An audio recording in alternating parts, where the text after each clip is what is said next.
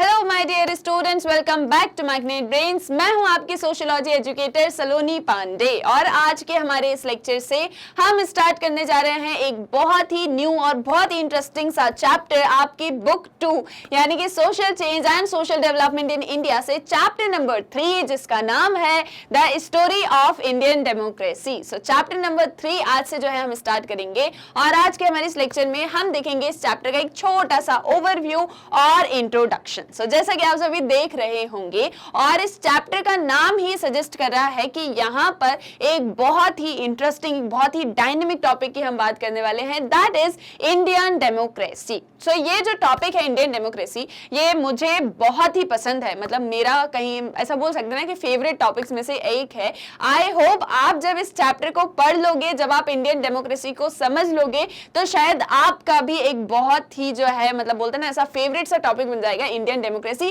क्योंकि ये इतना ज्यादा इंटरेस्टिंग है ही। जैसा कि मैंने आपको स्टार्टिंग में ही कहा था कि सोशियोलॉजी अपने आप में एक बहुत ही इंटरेस्टिंग, एक बहुत ही मतलब ऐसा बोलते हैं ना कि रियल सा सब्जेक्ट है, जहां हम सारी चीजों को जो है कनेक्ट करके समझ सकते हैं, सारी चीजों को कनेक्ट करके पढ़ सकते हैं। वैसे ही ये जो चैप्टर है ये आपके लिए एक तो सबसे पहली चीज तो बहुत ही ज्यादा हेल्पफुल होने वाला है। ये आपको इंडियन सोसाइटी के बारे में बताएगा, इंडियन सोसाइटी कैसे वर्क करती, कैसे फंक्शन करती है, और एक जो इंस्टीट्यूशन हमने पढ़ा हुआ है social institution, that is political social institution. So ये पॉलिटिक्स और ये सोसाइटी, ये दोनों कैसे एक दूसरे से रिलेट करते हैं, ये सारा कुछ आपको हमारे इस चैप्टर में जानने को मिलने वाला है। सो है ना इंटरेस्टिंग सा ये जो चैप्टर है। सो देखो यहाँ पर बेसिकली इंडियन डेमोक्रेसी की एक पूरी स्टोरी आपको सुनाई जाएगी। देखो इंडियन डेमोक्रेसी कहा जाता है कि वर्ल्ड की अगर कोई सबसे लार्जेस्ट डेमोक्रेसी है, डेमोक्रेटिक कंट्री है, सो दैट इज इंडिया। सो जो पूरे वर्ल्ड की लार्जेस्ट डेमोक्रेसी, तो क्या इस पूरे वर्ल्ड की लार्जेस्ट डेमोक्रेसी को एक चैप्टर के अंदर पढ़ सकते हो? नहीं पढ़ सकते हो, लेकिन फिर भी कुछ बेसिक्स, कुछ इंसाइट्स जो हैं आपको थोड़े बहुत जानने को मिलेंगे इस चैप्टर के अंदर, और इतनी इंफॉर्मेशन तो मिल ही जाएगी कि आपको इंडियन डेमोक्रेसी बहुत अच्छे से समझ में आ जाएगी।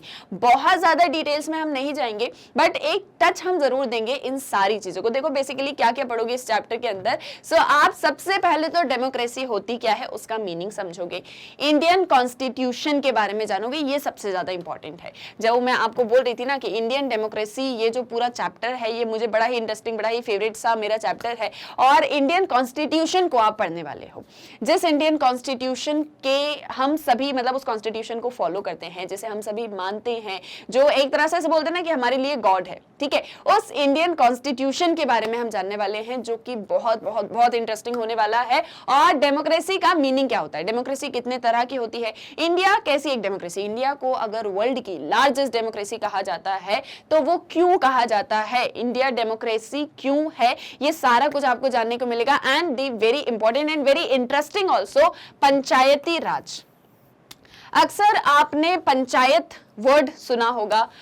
जो विलेज एरियाज होते हैं, जो रूरल एरियाज होते हैं, वहां पर पंचायत लगती हैं। अगर आपके कहीं भी किसी भी विलेज के साथ में कोई भी रिलेशन होंगे, जिसके कांटेक्ट में आप होंगे, जिसको आप जानते होंगे, या कभी भी आप अपने गांव वगैरह में गए होंगे, तो अक्सर आपने सरपंच, पंच, पंचायत ऐसे नाम सुने होंगे। एग्जैक्टली ये पंचायत होती क्या है, पंचायती राज सिस्टम क्या होता है, पंचायत कब से इंडिया में लगना स्टार्ट हुई है, व्हाट इज ऑल दिस पंचायती राज, ये जानने को मिलेगा। एंड साथ ही साथ में rural social transformation, rural society किस तरह से ट्रांसफॉर्म होती है, उसकी ट्रांसफॉर्मेशन में कौन कौन से चैलेंजेस होते हैं, इन शॉर्ट रूरल सोसाइटी आपको जानने को मिलेगी। देखो अभी तक आपने जो भी सोशियोलॉजी में जितने भी सारे चैप्टर्स पढ़े हैं, जो भी सब कुछ आपने पढ़ा, उसमें आपने क्या चीजें देखी, आपने क्लास 11th में सोशियोलॉजी के बेसिक्स को आपने पूरा जो है कवर अप किया, ठीक है। आपने जाना कि सोशियोलॉजी एग्जैक्टली कैसे होती है, सोशियोलॉजी का इवोल्यूशन कहाँ से हुआ, उसमें कितने इंस्टीट्यूशंस होते हैं, स्ट्रैटिफिकेशन प्रोसेसेस, हर एक चीज हमने डिस्कस करी। 12th क्लास में आप आए, 12th क्लास में आपने बुक 1 पढ़ी, इंडियन सोसाइटी के बारे में आपने सारी चीजों को समझा कि इंडियन सोसाइटी कैसी होती है, जिसके अंदर आपने demographic structure, social institutions, cultural diversity, political diversity, हर एक चीज को हमने डिस्कस किया।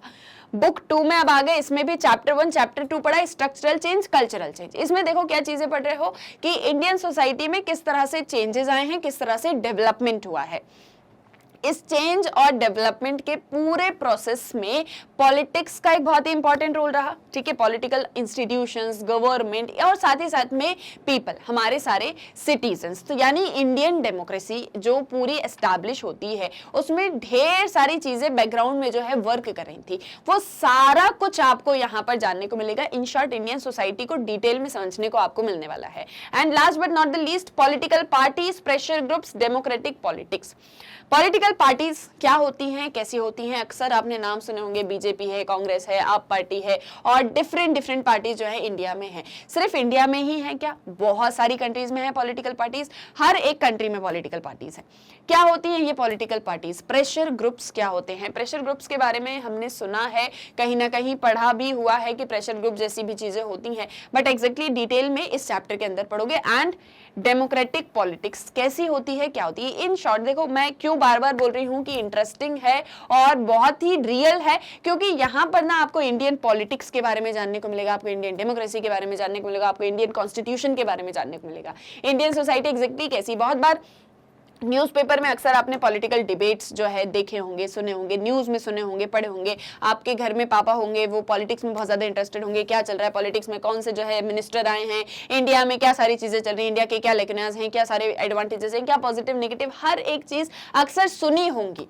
पॉलिटिकल साइंस अगर पढ़ते हो तो पॉलिटिक्स के बारे में तो पता ही होगा।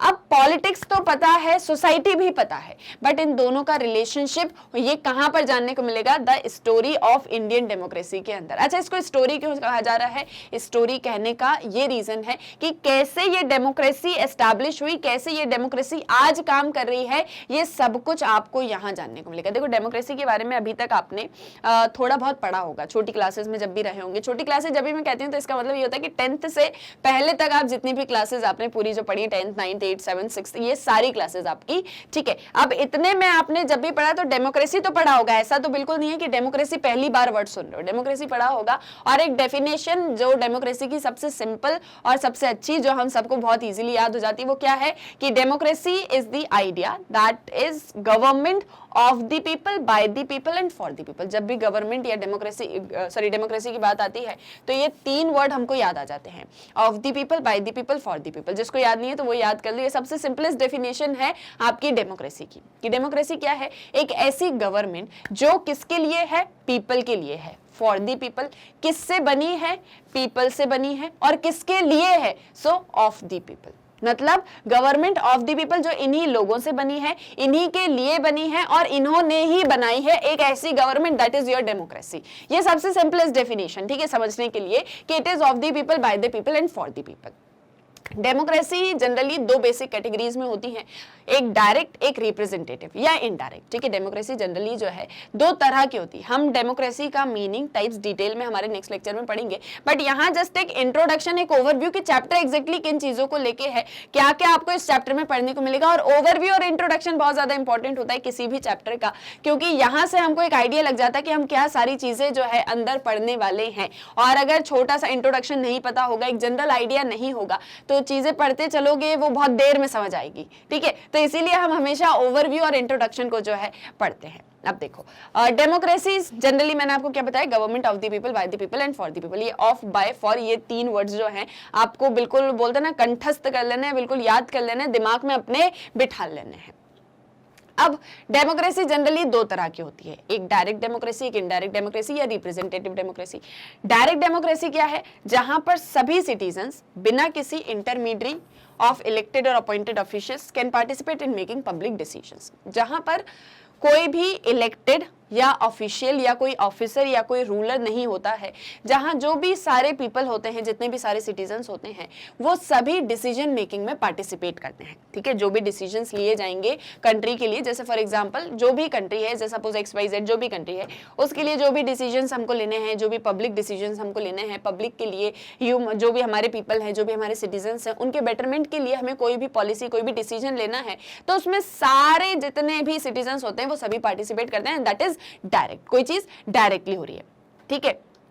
Now, such a system is clearly only practical with relatively small numbers of people. अब ऐसी चीज कहाँ पॉसिबल हो सकती है जहाँ डायरेक्ट डेमोक्रेसी हो, जहाँ जितने भी सिटीजन्स हैं वो सभी साथ में आए और पब्लिक डिसीजंस में पार्टिसिपेट करें और उसके बाद में जो है सारे पब्लिक डिसीजंस वगैरह को इम्प्लीमेंट किया जाए। ये वहीं पॉसिबल हो सकता है जहाँ पर कम पॉपुलेशन है, जहां पर नंबर ऑफ पीपल जो है वो स्मॉल है, जहां एक छोटे से कमरे के अंदर सारे इश्यूज को डिस्कस किया जा सके और सारे हम डिसीजंस पर आ सके बाय कंसेंसस या मेजॉरिटी वोट, जो भी मेजॉरिटी में वोट होगा। जैसे फॉर एग्जांपल ये छोटा सा रूम है, जैसे फॉर एग्जांपल ये कंट्री है, ठीक है, ये कंट्री है, जैसे सपोज इसमें 500 ह्यूमंस मतलब पीपल जो है वो रहते हैं, तो ये 500 पीपल कोई भी एक रूम लेंगे, कोई एक बड़ा हॉल ऑडिटोरियम लेंगे, उसमें बैठेंगे सब साथ में, बातचीत होगी, डिसीजंस बनेंगे, पॉलिसीज बनेंगे, उस पर वोट होगा। जस्ट सपोज 251 वोट आ गए तो वो पॉलिसी जो है इंप्लीमेंट हो जाएगी और इस तरह से प्लान्स पॉलिसीज बनती रहेंगी उस कंट्री के लिए। लेकिन एक ऐसी कंट्री में जहां पर 1 बिलियन पॉपुलेशन है, क्या ये एक चीज पॉसिबल हो सकती है? क्या ऐसी कंट्री में जहां 1 बिलियन पॉपुलेशन है सभी एक रूम के अंदर आके डिस्कशन कर सकते हैं? नहीं कर सकते हैं। इसके लिए होती है आपकी इनडायरेक्ट डेमोक्रेसी या रिप्रेजेंटेटिव डेमोक्रेसी।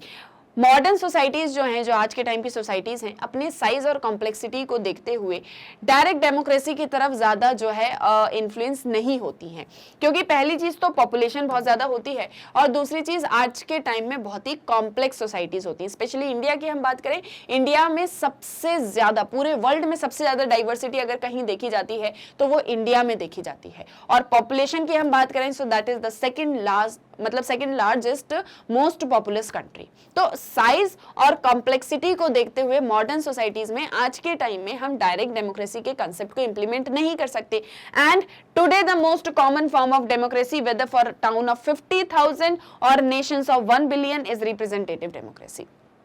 और आज का जो टाइम है, आज की जो मॉडर्न सोसाइटी है, मतलब हम क्या कह रहे हैं कि डायरेक्ट डेमोक्रेसी जो है वो उन लोगों के लिए, उन कंट्रीज के लिए अच्छी है जहां छोटी पॉपुलेशन हो। लेकिन आज जो मॉडर्न सोसाइटीज इवॉल्व हो रही हैं, उस मॉडर्न सोसाइटी में रहते हुए चाहे पॉपुलेशन 50,000 हो या चाहे पॉपुलेशन 1 बिलियन हो, सभी रिप्रेजेंटेटिव डेमोक्रेसी की तरफ ज्यादा जो है अट्रैक्टेड हैं, जिसमें सिटीजन्स क्या करते हैं। रिप्रेजेंटेटिव डेमोक्रेसी क्या होती है? जिसमें हम हमारे एक रिप्रेजेंटेटिव को, हम हमारे एक जो है मतलब बोलते हैं ना कि गवर्नमेंट को चूज करते हैं, जहां पर हम वोट देते हैं, वोटिंग के थ्रू हम जो है हमारे जो भी, जिन्हें भी हम अपना रिप्रेजेंटेटिव चूज करना चाहते हैं, जिन्हें भी हम अपना लीडर चूज करना चाहते हैं, उनको वोट देते हैं और फिर वो हमारे लिए काम करते हैं, वो हमारे लिए प्लान्स, पॉलिसीज, लॉज, प्रोग्राम्स, ये सारी चीजें बनाते हैं जिससे पूरी सोसाइटी का बेटरमेंट हो। तो एक मैंने आपको क्या बताया, डायरेक्ट डेमोक्रेसी, एक इनडायरेक्ट डेमोक्रेसी। डायरेक्ट जिसमें सभी सिटीजन साथ में आएंगे, पार्टिसिपेट करेंगे और फिर उसके बाद में डिसीजंस लेंगे।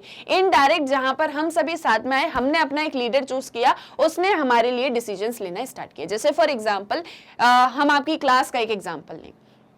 एक चीज क्या हो सकती है कि आपकी क्लास में जितने भी स्टूडेंट्स हैं वो सभी आपस में साथ में, जैसे फॉर एग्जांपल जैसे सपोज 40 स्टूडेंट्स हैं आपकी क्लास में, तो आप सभी 40 स्टूडेंट्स आपस में साथ में आए और जैसे सपोज किसी चीज को लेके जो है आप लोग कोई डिसीजन लेना चाहते हैं, जैसे फॉर एग्जांपल कि हमें एनुअल फंक्शन जो है या फिर अपनी क्लास का कोई एक परफॉर्मेंस आपको देना है, तो उसके लिए डेट डिसाइड हो रही है। जैसे सपोज कि 10 तारीख को, मतलब 10 जो डेट है उसको करें या 20 जो डेट है उसको करें, तो जैसे सपोज 20 में से 21 वोट्स आ गए कि हमको 10 जो डेट है उस पर फंक्शन करना चाहिए, तो ये क्या हो गया कि आपका वो डेट डिसाइड हो गया, फिर उसके बाद में आप उस अकॉर्डिंग प्लान्स, प्रिपरेशंस करना स्टार्ट कर दोगे।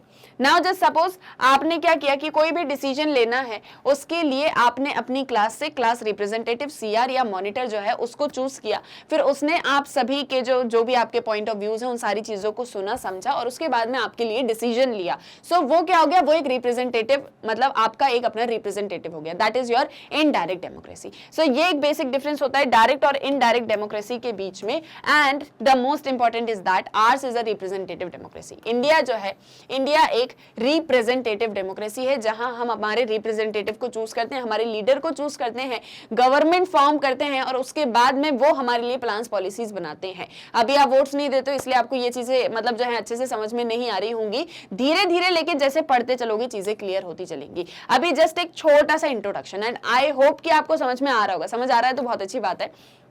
इंडिया जो है वो एक रिप्रेजेंटेटिव डेमोक्रेसी है, जहां हम हमारे रिप्रेजेंटेटिव को चूज करते हैं इलेक्शंस के थ्रू, वोटिंग के थ्रू, इलेक्शंस के बाद में, और फिर वो हमारे लिए प्लान्स, पॉलिसीज, लॉज और हमारे लिए प्रोग्राम्स बनाते हैं जिससे हम सभी का बेटरमेंट हो सके। And every citizen has the important right to vote his or her representative. हर एक सिटीजन के पास में जो भी 18+ है, इंडिया के केस में स्पेशली, वो वोट दे सकते हैं, अपने रिप्रेजेंटेटिव को चूज कर सकते हैं। आप जो भी, जिस भी पर्सन को आप वोट देना चाहते हो, जिस भी पार्टी को आप वोट देना चाहते हो, आप वोट दे सकते हो, और जब वो वोट्स की काउंटिंग होगी, जो भी मेजॉरिटी में होगा उसकी जो है गवर्नमेंट फॉर्म हो जाएगी। क्लियर है? And people elect their representatives at all levels, from panchayat, municipal board, state assemblies and parliament. आपने अगर पॉलिटिकल साइंस पढ़ी है तो एक स्ट्रक्चर आपको पता होगा किस एक तरीके का है इंडिया में, कि सबसे ऊपर जो है वो है पार्लियामेंट। सबसे ऊपर क्या है? पार्लियामेंट।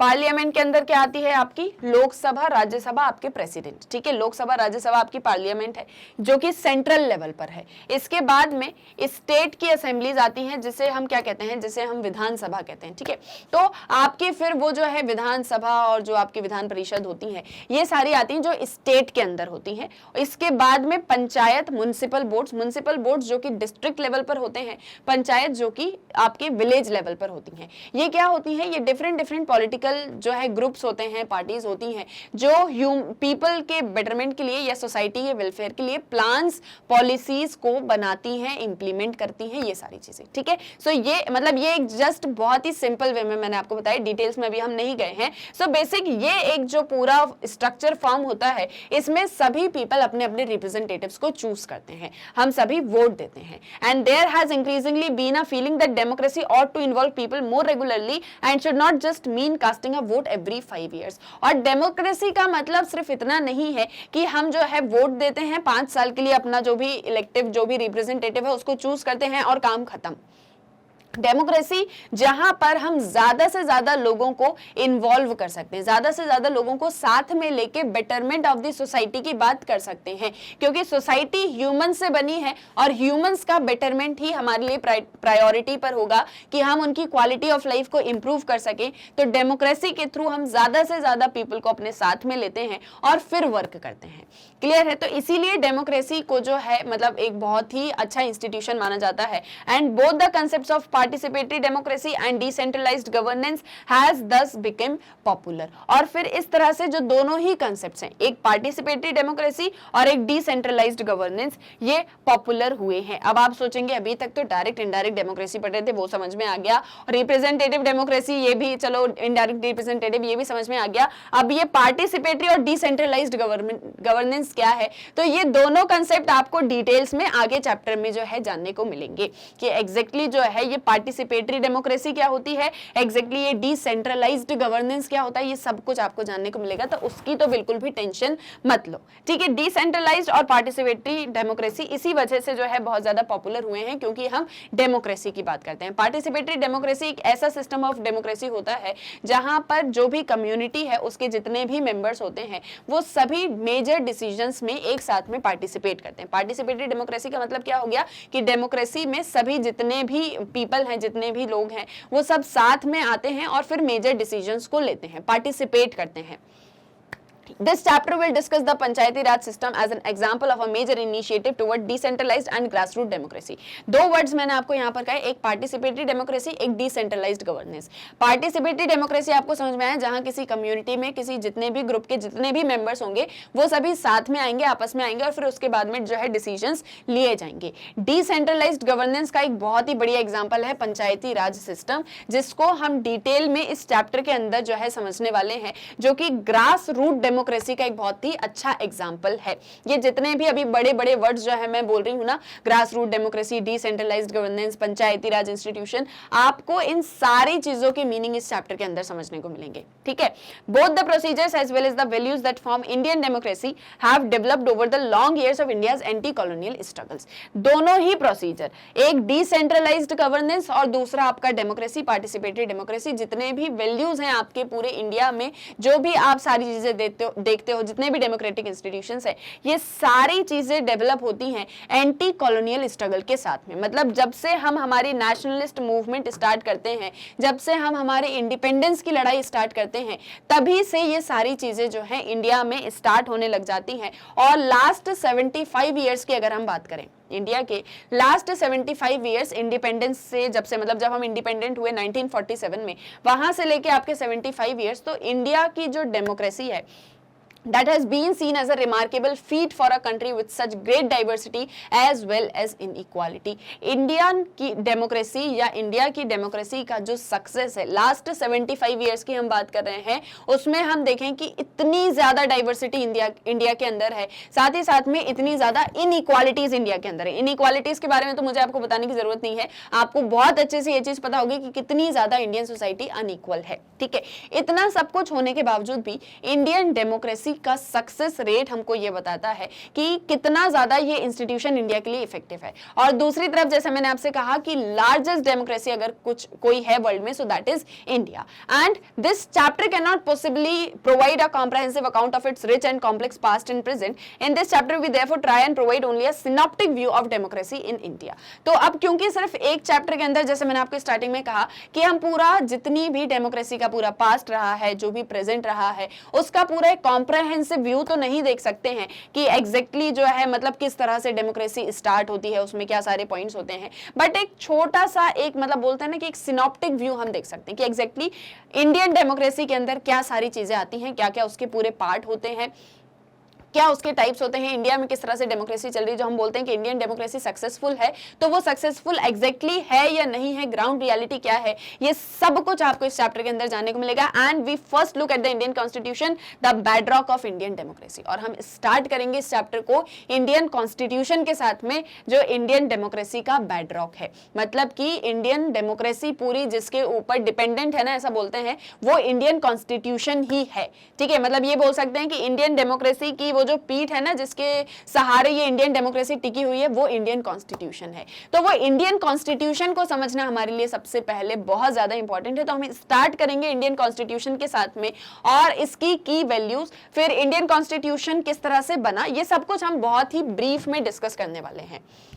बहुत ज्यादा डिटेल्स में हम नहीं जा सकते क्योंकि इंडियन कॉन्स्टिट्यूशन अपने आप में इतना बड़ा एक बोलते ना कि स्फीयर है कि वो उसके ऊपर खुद एक पूरा सब्जेक्ट बन सकता है। तो इसीलिए हम बहुत डिटेल्स में नहीं जाएंगे, जस्ट शॉर्ट में इंडियन कॉन्स्टिट्यूशन को समझेंगे, कैसे कॉन्स्टिट्यूशन बना, कैसे हमने जो है इंडियन कॉन्स्टिट्यूशन को लेकर डिबेट्स थे। एग्जैक्टली हम बोलते हैं कि आज अगर हमारे यहाँ डेमोक्रेसी की बात होती है, आज अगर हमारे यहाँ इक्वालिटी लिबर्टी की बात होती है, तो ये सारे पॉइंट्स कहाँ से निकल के आए, कैसे इन सारी चीजों को जो है ना बोलते हैं स्टार्ट हुआ, ये सब कुछ आपको यहाँ इस चैप्टर में जानने को मिलेगा। And second will look at the grass root level of functioning democracy, namely the Panchayati Raj system. Second हम पंचायती राज सिस्टम की बात करेंगे, मतलब इंडियन डेमोक्रेसी को हम पूरा पढ़ेंगे, जिसमें हम स्टार्ट करेंगे इंडियन कॉन्स्टिट्यूशन के साथ में, then your Panchayati Raj system. इसके बाद में हम देखेंगे यहाँ पर आपका जो थर्ड पॉलिटिकल पार्टीज वगैरह हैं। पंचायती राज इंस्टीट्यूशन के अंदर in both expositions you will notice that there are different groups of people representing competing interest and often also different political parties. तो यहाँ पर आपको different political parties, competing different interest group, pressure groups के बारे में जानने को मिलेगा।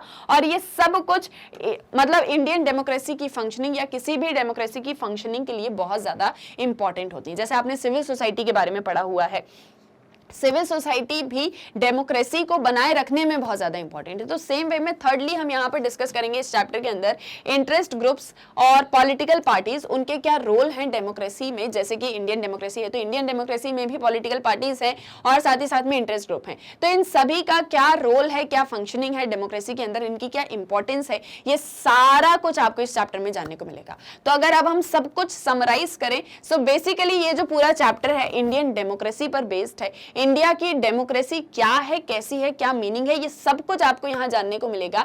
Indian constitution, Panchayati Raj and political parties mainly हम यहां पर डिस्कस करेंगे और ये तीनों कैसे डेमोक्रेसी को सक्सेसफुल बनाए रखने में हेल्पफुल हैं, ये सब कुछ आपको डिटेल में जानने को मिलेगा। सो आई होप चैप्टर का एक जो छोटा सा ओवरव्यू और इंट्रोडक्शन हम यहाँ डिस्कस कर रहे थे वो आपको क्लियर हो गया होगा और कोई डाउट नहीं होगा कि अब जो चैप्टर है वो किन चीजों पर बेस्ड है। हम हमारे नेक्स्ट लेक्चर में डेमोक्रेसी का हम मीनिंग समझेंगे और टाइप्स ऑफ डेमोक्रेसी को डिस्कस करेंगे, जिसमें हम डायरेक्ट, रिप्रेजेंटेटिव और पार्टिसिपेटरी डेमोक्रेसी की बात करने वाले हैं, जिससे ये कंसेप्ट आपको और अच्छे से क्लियर हो जाएंगे ढेर सारे एग्जांपल्स के साथ में। अब इसके बाद में कोई भी डाउट है, आपका अपना कोई सजेशन है, आपका अपना कोई एग्जांपल है रिलेटेड टू दिस चैप्टर या आपका सब्जेक्ट, सो वो आप मुझसे कमेंट सेक्शन में पूछ सकते हैं। बस जाते जाते एक और चीज कि अब मैग्नेट ब्रेन्स की वेबसाइट को कैसे एक्सेस करना है। तो जैसे कि आपने सारे लेक्चर्स देखे होंगे कि आपको यूट्यूब पर मिल ही जाते हैं, इसके बाद में मैग्नेट ब्रेन्स का जो ऐप है प्ले स्टोर से उसे भी डाउनलोड कर सकते हो। अब इसके बाद में आपको वेबसाइट विजिट करनी है, तो आप क्या करोगे, गूगल पे जाओगे, एंटर करोगे www.magnetbrains.com। यहाँ आपको सभी लेक्चर्स मिल जाएंगे, book wise, chapter wise, class wise, sequence wise, बिना किसी प्रॉब्लम के। तो जैसे ही एंटर करोगे, यहाँ सारे क्लासेस के, कोर्सेज के वीडियो लेक्चर्स अवेलेबल होंगे। जो भी क्लास या कोर्स आपको स्टडी करना है, जस्ट उस पर एक क्लिक करना, उससे रिलेटेड सारे सब्जेक्ट के वीडियोस आ जाएंगे। स्क्रॉल करोगे और भी वीडियोस देखने को मिलेंगे। सभी के नीचे वॉच नाउ का बटन है। आपको जो भी सब्जेक्ट स्टडी करना है, वॉच नाउ पे क्लिक किया, उससे रिलेटेड यहाँ आ जाएंगे सारे चैप्टर वाइज वीडियोस। चैप्टर पे क्लिक करोगे, उससे रिलेटेड टॉपिक्स भी आ जाएंगे। जो भी टॉपिक आपको पढ़ना है, वॉच नाउ पे क्लिक किया और ये वीडियो ओपन। अब यहाँ से आपको नेक्स्ट वीडियो देखना है, नेक्स्ट वीडियो पर क्लिक करो। ये नहीं देखना है, कुछ और देखना है, यहाँ से कैंसिल कर दो। सो बहुत ही ईजिली आप मैग्नेट ब्रेन्स की वेबसाइट को एक्सेस कर सकते हो। यहाँ आपको मिलेगी 100% फ्री ऑनलाइन एजुकेशन, बिना किसी पेड सब्सक्रिप्शन के, with quality content and best of the teachers. So I hope सारी चीजें क्लियर हो गई होंगी। तो फटाफट आप वीडियो को लाइक कर दो, शेयर कर दो और चैनल को सब्सक्राइब करना मत भूलना। हम मिलेंगे हमारे नेक्स्ट वीडियो लेक्चर में। Thank you very much.